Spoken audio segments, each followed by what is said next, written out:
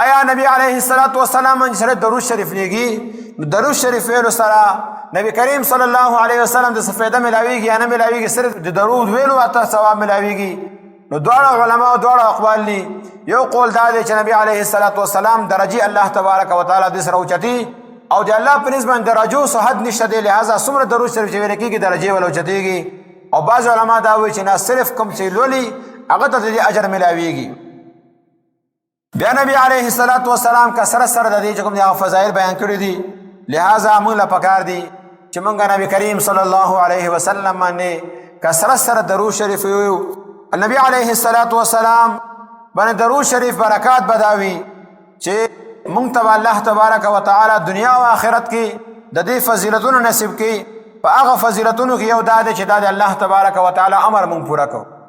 الله وی چې زه درود ویم تاسو هم وایئ. دویم دا دی چې الله سره موافقت دی، الله درود وی. فرشتو سره موافقت دی، الله فرشتي درود وی. او دې سره سره نیکو خلقو سره موافقت دی. او دریم نمبر دا دی چې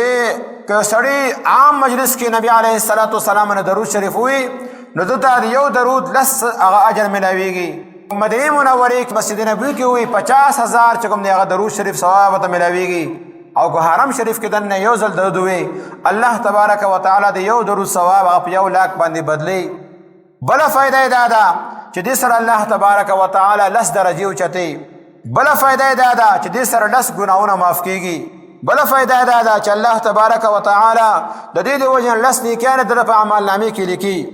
او بل فائدہ دا ده چې درود شریف سره الله تبارک وتعالى ګناهونه معاف کوي.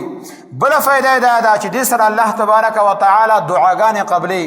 بل فائدہ دا ده چې دې سره الله تبارک وتعالى بنده اهم کارونه لپاره کافی شي. د الله چې کم اهم کارونه دي، کم دمنه پریشانیان دي، الله د لپاره کافی شي. بل فائدہ دا ده چې دې سره انسان نبی کریم صلی الله علیه وسلم ته نزدیکیږي، د قیامت پر ورځ باندې باغ ته نږدې وي. او بل فائدہ دا ده چې کوم سړی تنگ دسته دی، صدقه او خیرات نشي کولی،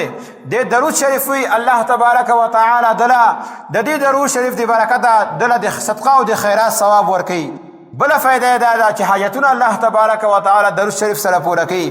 بل فائدہ دا ده چې د سره انسان باطنی او ظاهری چې کوم دی هغه پاکي د سره حاصلېږي. بل فائدہ دا ده چې یو حدیث کې دی نبی علیه السلام فرمایي چې کوم سړی ما باندې کثرت سره درود شریف وی، دمنه به هغه پوری مرګ ناراضي سو پوری چې الله تبارک وتعالى دته د مرګ نه مخکې جنت کې د کوم مقام دی هغه ته خولې نه وي. نو گویا درود شریف کا سره سره د فائدہ ده چې الله دته مرګ نه مخکې د جنت کې د مقام هغه وخی. او یو فائدہ دا ده چې قیامت پر ورځ باندې هغه هولناکیان او خطرات چې کوم دي بغیر زبانده د نجات سبب دی. او دې سره یو فائدہ د دې دا ده چې کله ته نبی علیه السلام باندې درود لېږي، سلام لېږي، نو فرشتو ته الله تبارک وتعالى پیغمبر جواب ورکوي. او که براه راست نبی کریم صلی الله علیه وسلم په قبر خوا کې او تا وی الصلاۃ والسلام علیک یا رسول الله، نو نبی علیه السلام الته خپل جواب راکوي. نو دا د نبی علیه السلام د جواب هغه ثواب دی. او دې سره دا ده چې سړی نسیان بیماری ده، د هغې لپاره علاج درود شریف دی. او که سړی دا غواړي چې مانه دا فقر ختم شي، ما رزق کې تنګسیا ده، زما مال کې تنګسیا ده، نو دې د کثرت سره درود شریف وي، الله تبارک وتعالى بدل دا فقر چې کوم دی هغه نه ختم کړي. مجلس کې چې کوم مجلس کې د الله د رسول تذکره نه وي شوي، پای کې درود شریف وایا، نو کوم د الله د رسول تذکرې نه کولو د وجه نه کوم بدبو چې خوره شوي دا درود شریف سره الله تبارک وتعالى هغه ختمه کړي. او یو فائدہ دا ده چې د قیامت پر ورځ باندې پولیس صراط باندې دا درود شریف تعالی پر رڼا ده. او یو فائدہ دا ده چې دې سره الله تبارک وتعالى رحمت چې کوم دی هغه نازلېږي، او الله تبارک وتعالى رحمت هغه انسان باندې لازميږي. او دې سره یو فائدہ دا ده چې کوم سره درود شریف وي، نو الله تبارک وتعالى محبت د دایمي تور باندې نصیب کیږي. او الله تبارک وتعالى هغه محبت در په ځای کې مزید زیاتې. لهغه وجه تاسو ګورئ چې کوم علما کثرت سره درود شریف یې غبار بعد نبی علیه السلام نو مخلي او دغه هر سنت سره مینه هم کوي. نو لہذا درود شریف سره د نبی کریم صلی الله علیه وسلم مینه زیاتېږي. او دې سره یو فائدہ دا ده چې درود شریف انسان لپاره د هدایت ذریعہ ده او د انسان زړه چې کله مړ دی د مړو زړه ژوندي کېدو لپاره د درود شریف کثرت پکار دی او دې سره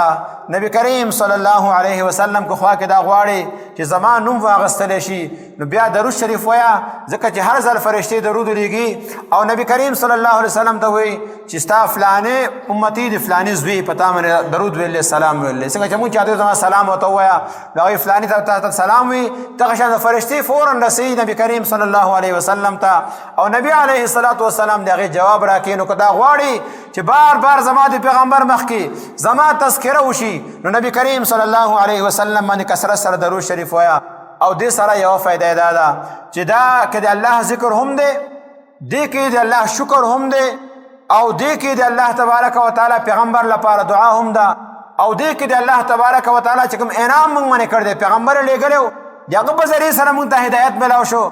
او هغه زموږ د هدایت او د الله زموږ د الله منځ کې د پہچان ذریعه جوړه شتله نو هغې شکر دی دې کې د الله تبارک وتعالی چې الله ستا شکر دی دا پیغمبر ته راولېږه او هغه ما ته رهنمایي وکړله ما ته حدیث بیان کو ما ته ستا کتاب بیان کو ستا باره کې ما ته عقیده وښوله اعمال اخلاق ما ته وښول معاشرت تذکر ما ته وښول ای الله ستا شکر دی دا د درود شریف فیدې دي لہذا هر کور کې د درود شریف اهتمام پکار دی بچي هم د دې محتاج جوړ کړئ ماسودن لوگ ساته کېنئ لږ کور کې دانې پرتې وي یا تصویر راواخلئ کنې ګوتو منې لس زیات دي لس ځله ټولو باندې ووایه 15 کسانې 50 ځله به ستاسو د کور نه درود شریف هغه تذکرې وشي بچو تربیت په هم کېږي چې موږ ماسخوتن ټایم کې درود شریف ویل پکار دي او دې الله طرف نه ما کور باندې رحمتونه هم نازلېږي الله دې موږ د عمل کولو توفیق راکړي او د نبي علیه الصلاة والسلام احسانات چې موږ ګورو درود شریف ویل بیا څه ګران کار نه دی پکار دا دی سړی ځان له کتابونه واخلي او علماو دې باره کې مختلف کتابونه لیکلي دلایل خیرات چې کوم دی ټول درود شریف دی په هفتې باندې تقسیم کړی دی البرکات المکیه مولانا موسی خان بازی رحمت الله علیه کتاب دی ای کوم د نبی کریم صلی الله علیه وسلم هغه 800 نمونه سره پاسه هغه جمع کړي دي او نبی علیه الصلاة والسلام باندې درود لګل هر درود سره جدا جدا نوم لیکلی دی نو دا ټول نبی کریم صلی الله علیه وسلم سره د مینې تذکرې دي دا ویل پکار دي الله دې موږ له عمل کولو توفیق راکړي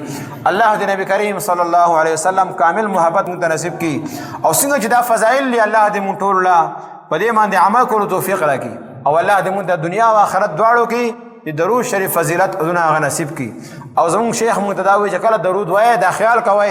چې زه د نبی علیه الصلاة والسلام د روضې مبارکې خوا کې ناست یم